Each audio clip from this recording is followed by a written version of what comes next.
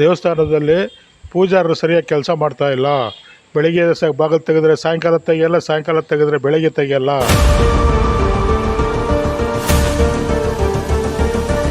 ತಂತ್ರಗಾರಿಕೆ ನಮ್ದೆಲ್ಲ ಅವರೇ ಥರ ಮಾಡ್ತಾರೆ. ಬೀಗ ಹೊಡೆದು ಒಳಗೆ ಹೋಗ್ಬಿಟ್ಟು ನಮ್ಮನ್ನ ಒಳಗೆ ಬರ್ದಂಗೆ ಮಾಡಿದಾರಲ್ಲ.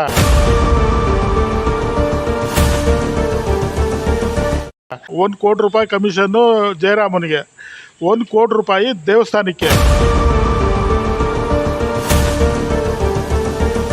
ಒಂದು ಕಡೆ ಟ್ರಸ್ಟನ್ನು ಹೊಡೆದಾಕಿದ್ರು, ಇನ್ನೊಂದು ಕಡೆ ಸಮುದಾಯನ ಹೊಡೆದ್ರು. ಇದು ಉದ್ದೇಶ ಏನು ಅಂತ ಅರ್ಥ ಆಗ್ತಿದೆ. 250 ಜನ ಸ್ಕೂಲ್ ಮಕ್ಕಳಿಗೆ ಸ್ಕಾಲರ್ಶಿಪ್ ವಿದ್ಯಾರ್ಥಿ ವೇತನನ ಕೊಡಿಸಿದ್ರು ನೇಕಾರರ ಮಕ್ಕಳಿಗೆ. 250 ಜನ ನೇಕಾರರ ಮಕ್ಕಳು ಅವರ ಕುದೂರಿನಲ್ಲಿ.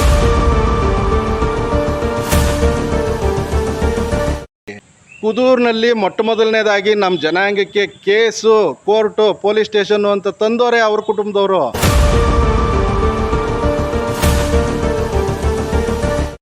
ಇವ್ರದ್ದು ಸಂಘ ಅಂತ ಮಾಡ್ಕೊಂಡು ಇವಾಗ 12 ಜನ. ಯಾವ ಸಂಘ ರಿಜಿಸ್ಟ್ರೇಷನ್ ಐತೆ ಅವ್ರದ್ದು?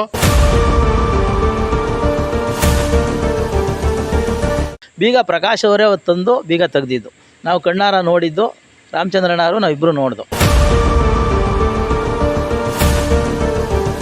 ಅವ್ರ ಸಂಘದವ್ರು ಹೊಸ ಸಾಮೂಹಿಕ ಕಟ್ಕೊಂಡು ಆ ಹಿರೀಕರು ಮನೆಗಳ ಹತ್ರ ಗಲಾಟೆ ಮಾಡ್ತಾರಲ್ಲ, ಇವ್ರು ಸಮಾಜಕ್ಕೆ ಒಳ್ಳೇದು ಮಾಡ್ತಾರಾ ಇಲ್ಲ ಕೆಟ್ಟದ್ದು ಮಾಡ್ತಾರ? ನಮ್ಮವ್ರ ಸಮಾಜದವ್ರು ಯೋಚನೆ ಮಾಡಬೇಕು.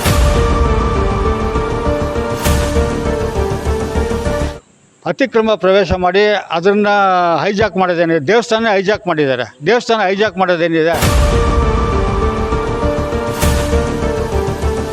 ಹಿಂಗೆ ಸಮಾಜದಲ್ಲಿ ನಾವು ಕೂತ್ಕೊಂಡು ನಮ್ಮಲ್ಲಿ ಒಗ್ಗಟ್ಟಿಲ್ಲದ್ದು ನಾವು ಇನ್ನೊಬ್ಬರ ಹತ್ರ ಬಂದು ನ್ಯಾಯ ಕೇಳೋ ಪರಿಸ್ಥಿತಿ ತಂದ್ಕೊಂಡಿದ್ದೀವಿ ಇವತ್ತು.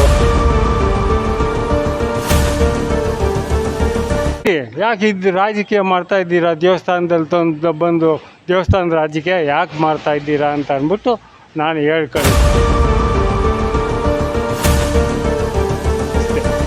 ತಪ್ಪು ಮಾಡಿದವ್ರಿಗೆ ಕಾನೂನು ಪ್ರಕಾರ ಶಿಕ್ಷೆ ಆಗಬೇಕು. ಅದು ರೌಡಿಸಮ್ ಮಾಡ್ಕೊಂಡು ಕೂತ್ಕೊಂಡ್ರೆ ನಾವು ಅದಕ್ಕೆ ಬಗ್ಗೋಕ್ಕಾಗಲ್ಲ.